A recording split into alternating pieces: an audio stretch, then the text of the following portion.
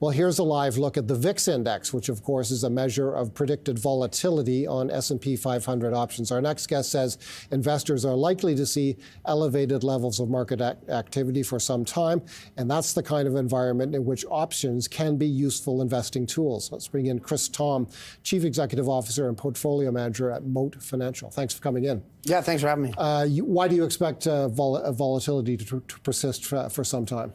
Yeah, so I mean, the last couple of days have been interesting for the VIX. I mean, as we headed into the election, the VIX was trading around 20. As you mentioned, it's a measure of the price of options on the S&P 500 out for the next 30 days. So it was around 20. There was a lot of uncertainty in the market. We didn't know who was going to win and all that. And so as we've seen the market rally to all-time highs, it's actually dropped about 25% to 15. So that's below the long-term average, but it's fairly high historically when we're dealing with all-time highs. So I think the market is probably bracing itself for some potential pullbacks. People are buying insurance on portfolios. People are paying more for options. And I think that will persist because, with big moves like this, that is higher realized volatility, and it makes people willing to pay more for options, and we want to be on the other side of that. In other words, this is the type of environment in which options can be a useful tool. Definitely. I mean, we saw volatility decline for years and years. From 2011 to 2018, option sellers found it a more challenging environment to find good value.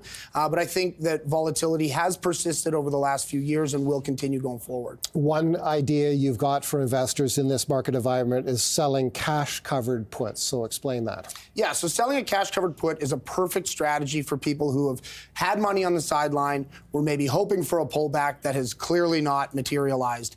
You're going to take a stock, so I've got a couple of examples, but you've got a stock that is trading at one price and you're willing to buy it at a lower price.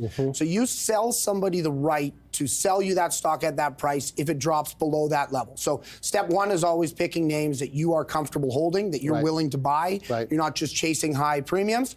And you set that level, you sell the option, somebody pays you for that right. If it stays above that level, you make that premium that you've collected. And if it goes below that level, you're forced to buy something that you're willing to buy at that level. That you want to own. And one specific example that you raise here, you think is a good trade, is General Motors, employing this very strategy on shares of General Motors. So we'll put up a graph of General Motors, and then why don't you walk us through the trade using this specific example? Yeah, so if you look at General Motors, a month ago was trading closer to $45.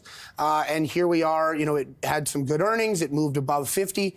And then with the election, I think the market feels that there will be some protectionist strategies that will help American companies like this. It's moved it up over $55. So this morning when I looked before I got here, the stock was right around 55. We're looking out to January and selling the $50 put, so $5 below, for about 95 cents. So we're giving somebody the right to sell us that stock at a 10% drop from here, but they're going to pay us almost 2% for that. That's about 1% a month. And we'd actually be really happy if we're selling these and the stock gets below that level because we're able to buy it at a discount.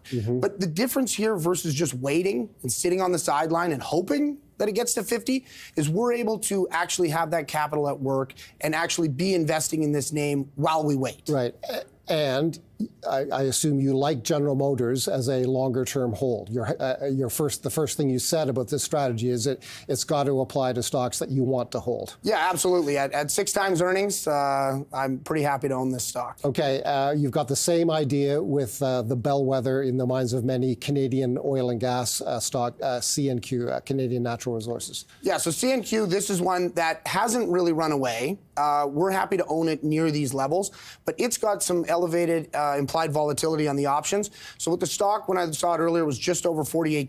We're going to be a bit more aggressive with that strike. Instead of setting it 10% below, we're going to sell the January $48 put.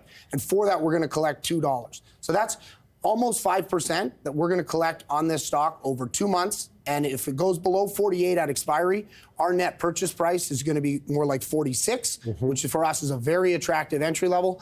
And if it rallies from here or stays right where it is, then we make 5% over a couple of months, and pretty happy with that as well. Okay, and why do you like Canadian Natural Resources as a hold in a portfolio? Yeah, just all these larger Canadian producers, I think a lot of companies in Canada end up in kind of some larger oligopolies, and I think that the oil sands is no different. So having these larger producers who can have lower cost of production and provide things direct to market is it's a good long-term hold and trading at an attractive value. Okay, now you've got another strategy which is different. This is selling a covered call on shares of Microsoft. Yeah, so this may sound familiar because I've been on here selling covered calls around this level in the past, but the stock at last glance was about $425. The all-time high on this stock is $468 and change. So we're going to look out to February, so we're on an extra month here, and we're going to sell a $455 call option. So it's $30 above where the stock is trading right now. And for that, we're going to collect $10.50. So if the stock stays where it is, we make $10.50 on that. That's 3 times the annual dividend. So for cash flow-oriented investors or income-oriented investors, it's going to boost that side of their portfolio. And if it rallies above that level and we're forced to sell, our net sell is that $455 plus $10.50, so $465.5.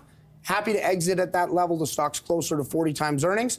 And as we've seen, I'm sure everybody's following every trade that I do on here very closely. We did this back in May and sold the August 450, and those expired worthless, so it's just doing it over and over and over. Chris, thanks a lot for stopping by. Yeah, thanks a lot for having me. Chris Thom is CEO